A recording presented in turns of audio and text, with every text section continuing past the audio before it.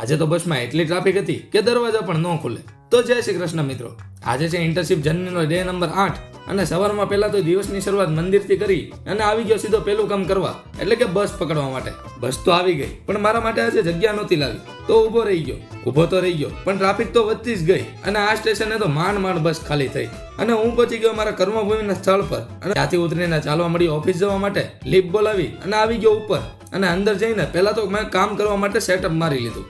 ના મિત્ર લાલેશ હજી મોટો નથી થયો, સવારમાં રમકડાથી રમે છે.